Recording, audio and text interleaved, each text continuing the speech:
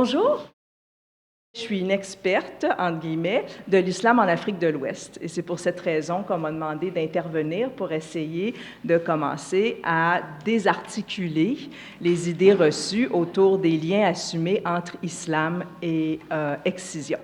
Pour débuter, je voudrais souligner quelques liens questionnables autour de cette association, de cette idée qu'il y aurait un lien, entre guillemets, naturel entre l'islam, si on veut, et les mutilations génitales féminines. Donc, premièrement, c'est important de dire que ce ne sont pas des pratiques exclusives aux communautés musulmanes. On retrouve ces pratiques dans d'autres communautés qui n'ont pas été islamisées, en Afrique ou ailleurs. Notamment, on retrouve aussi ces pratiques beaucoup en Asie. On en parle beaucoup moins, mais c'est aussi très présent.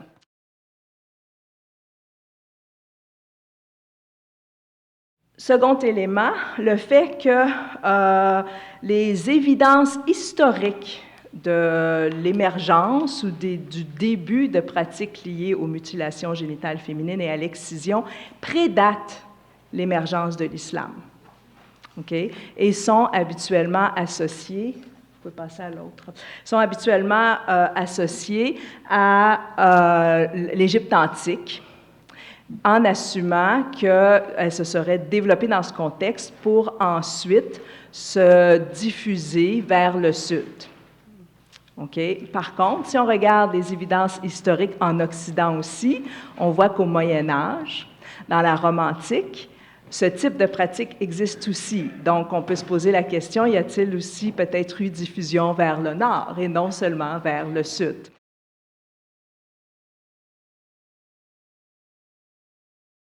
Troisième élément de lien questionnable, c'est celui de la pluralité des pratiques, ou la pluralité des motifs plutôt, c'est-à-dire des éléments liés à des enjeux de physionomie avec l'idée que ça préserve la virginité des femmes, que ça contrôle leur sexualité et ainsi de suite. Des arguments ou des motifs hygiéniques en disant qu'en fait, ça garantit une propreté intime, une pureté spirituelle aussi, donc du corps, on passe à l'esprit, dans un certain sens. Aussi, des motifs liés à des pratiques initiatiques ou éducatives, où historiquement, ces pratiques ont tendance à disparaître avec l'urbanisation, mais historiquement, les mutilations génitales féminines et l'excision se faisaient dans le contexte de rites initiatiques en groupe. Ensuite, évidemment, plusieurs motifs sociaux, notamment liés à l'identité à un groupe ou à diverses communautés, l'apprentissage de la vie en société, l'apprentissage de la vie en famille, de la vie de couple et ainsi de suite. Aussi des motifs culturels ou des motifs historiques, préserver notre culture, préserver l'histoire de notre communauté. Motifs esthétiques, la séduction, la beauté, et puis vous en avez plusieurs d'autres de mentionnés. Et évidemment aussi, dans certains cas, des motifs religieux. Et puis dans ce cas-ci, surtout associés à l'islam. Autre lien questionnable est celui, lien qui nous permet, ou élément qui nous permet de remettre en question ce lien assumé entre islam et mutilation génitale féminine, est celui de la concentration de ces pratiques dans les zones islamisées d'Afrique. Donc, notamment au Sahel et en Afrique de l'Est ou dans la Corne de l'Afrique, où on retrouve une concentration de population islamisée, mais une islamisation qui se fait à travers plusieurs siècles. Donc, dans certains cas, ces populations se sont islamisées très récemment, tandis que dans d'autres cas, l'islamisation peut dater de trois siècles. Donc, on voit qu'aussi, historiquement, ce lien doit se penser en termes de à quel moment l'islam pénètre dans les communautés et quelles étaient les pratiques autour du contrôle de la sexualité et de la féminité des femmes dans ces communautés au moment de la pénétration de l'islam.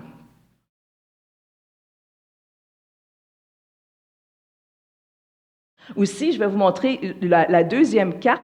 Celle-ci, où vous voyez en Afrique de l'Ouest les pourcentages pour différents pays d'incidence de la pratique ou de prévalence de la pratique. Et en fait, s'il y avait un lien, entre guillemets, naturel entre l'islam et les pratiques de mutilation et d'excision, bien, on verrait une correspondance au niveau statistique dans une certaine mesure. Et vous pouvez avoir certains cas, comme par exemple le Sénégal, où la prévalence est à 28% environ, tandis que le pays est islamisé à 96%.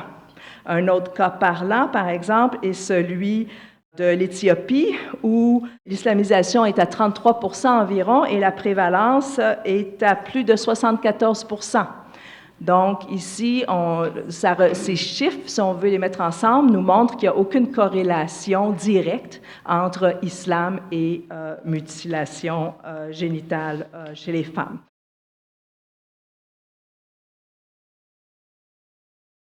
Ensuite, un dernier point important à considérer, c'est le fait qu'en fait, il y a un consensus à savoir que dans le Coran, l'islam est une religion de texte, comme la chrétienté, où on se réfère au texte pour reconnaître ce qui est légitime et non légitime dans la religion. Dans le Coran, il y a un consensus qu'il n'y a pas de référence à la mutilation génitale féminine ou à l'excision.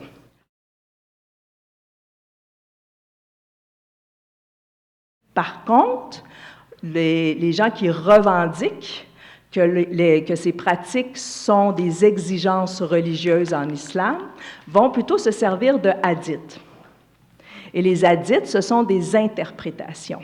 On utilise un hadith pour dire que l'excision est une exigence religieuse et on peut prendre le même hadith pour dire qu'en fait, ce n'est pas une exigence religieuse. Alors, par exemple, ce sera un hadith qui traitera qui parlera du corps de la femme, où on peut l'interpréter d'une façon ou d'une autre. Et puis les hadiths, ce sont des textes d'interprétation. Et c'est là que c'est très important. Dans quelques minutes, je vais venir aussi aux enjeux politiques de l'interprétation, dans le contexte plus contemporain. Donc, en fait, tous ces éléments vous montrent à voir que ces pratiques n'ont pas de lien ou ne sont pas des exigences en islam.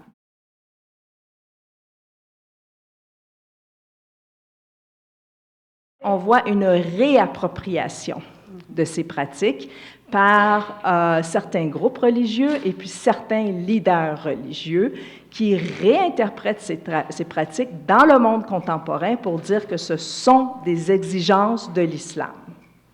Okay? Et puis c'est ici que l'enjeu est important, je crois, puis il faut le prendre en compte, et puis c'est là qu'il faut faire très attention quand on réfléchit à ce lien islam et mutilation génitale féminine, excision, dans la mesure où c'est vrai qu'il y a un lien.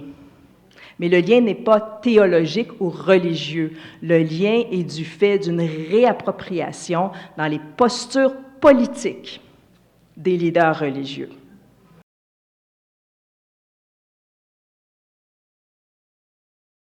Dans les actions contre ces pratiques, on peut vouloir adresser les leaders religieux et les discours qui en font partie. Et l'enjeu est justement de déconstruire ces discours.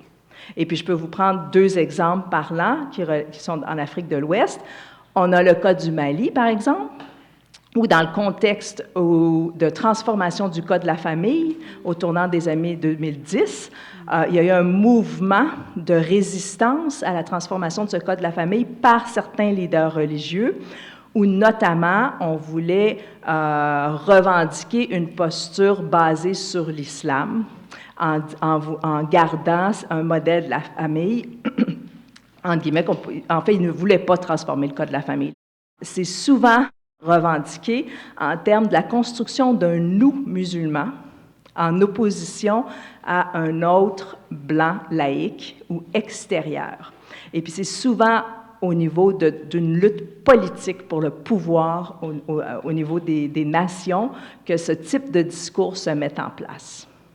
Okay? C'est aussi évident qu'on est dans un contexte où la place sociale et politique de l'islam s'est beaucoup transformée, notamment en Afrique de l'Ouest, mais aussi en Asie au cours des 30 dernières années.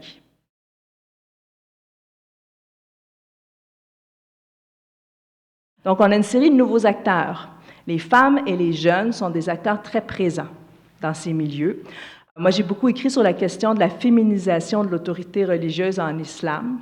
Et on voit émerger une féminisation de cette autorité religieuse où certaines femmes vont se réclamer l'imama, vont se réclamer d'être imam. En Afrique de l'Ouest, disons que c'est une tendance peut-être moins avérée, mais les femmes sont très présentes dans l'espace public en tant que musulmanes, que ce soit au niveau des prédications, dans les médias, comme acteurs de ces milieux aussi. Donc, c'est un enjeu très important. Autre élément important, c'est que depuis une trentaine d'années, comme j'ai dit, l'islam, dans une certaine mesure, ou les structures autour de l'islam ont, on pourrait dire, explosé dans l'espace public. Okay? On avait peut-être un islam qu'on pourrait appeler plus communautariste dans le passé, centré sur les mosquées, des mosquées orientées autour de communautés ethno-nationales, culturelles et ainsi de suite, ou selon différentes tendances confrériques de l'islam, parce que l'islam est principalement confrérique en Afrique de l'Ouest, et on voit l'islam occuper de plus en plus d'espace dans cet espace public, soit avec des prêches dans des stades publics, dans des hôtels, avec les médias islamiques aussi qui explosent et ainsi de suite. Ce qui veut dire que les gens se nourrissent et construisent leur rapport à leur religion à travers Internet, par exemple. Et puis, amusez-vous sur Internet à aller chercher des fatwas, qui sont comme des déclarations de leaders religieux sur comment on est un bon et une bonne musulmane. Vous allez en trouver plein, vous allez en trouver sur l'excision aussi. Des fatwas contre l'excision, des fatwas pour l'excision, et ainsi de suite. Là. Vous allez en avoir plusieurs. Donc, c'est les enjeux un peu que je voulais soulever, puis je vais laisser Mme Baldé terminer avec quelques données empiriques.